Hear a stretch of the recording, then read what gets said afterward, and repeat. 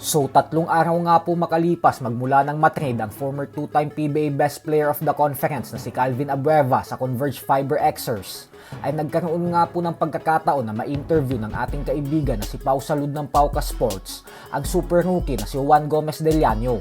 At dito nga po ay natanong ito kung ano ang kanyang reaksyon patungkol sa pagdating ni Abueva sa kanilang kupunan.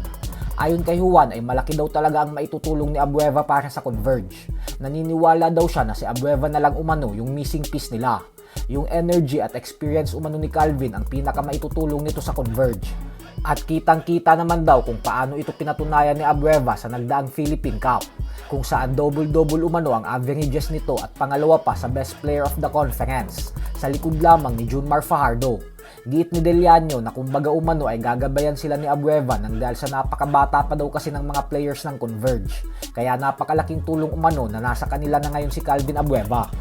You're right, no? I feel like siya na lang yung missing piece namin eh.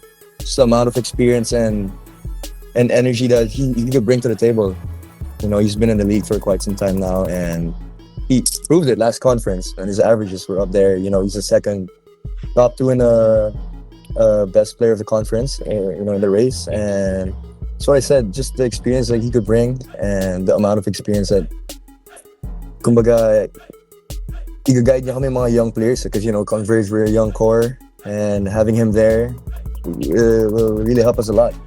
So, you know, I feel like that was a great pickup. Sa kabilang banda naman mga idol ay matapos nga pong matalo ng TNT sa Philippine Cup Final sa kamay ng San Miguel Beermen, ay tila nagpapahiwatig na ang 2007 PBA Season MVP Kelly Williams na magre-retiro na siya sa pagbabasketball. Ito po ay matapos itong mag-post sa kanyang official Facebook account ng malaman na mensahe. Ayon kay Williams ay masakit daw talaga ang matalo, pero napakaswerte niya umano na nakasama niyang maglaro ang mga players ng TNT. Ang mga sakripisyo daw ng mga ito ay ang siyang nagbigay sa kanya ng inspirasyon.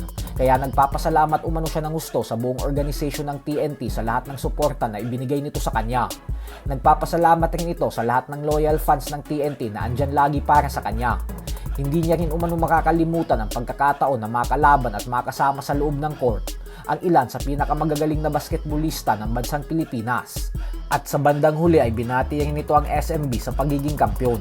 Bagamat wala naman kinumpirma si Williams na magre-retiro na siya, ay base sa reaksyon ng mga fans ay ang mensaheng inilabas nito ay pahiwatig na daw na tutuldukan na nito ang kanyang 2 dekadang karera sa PBA.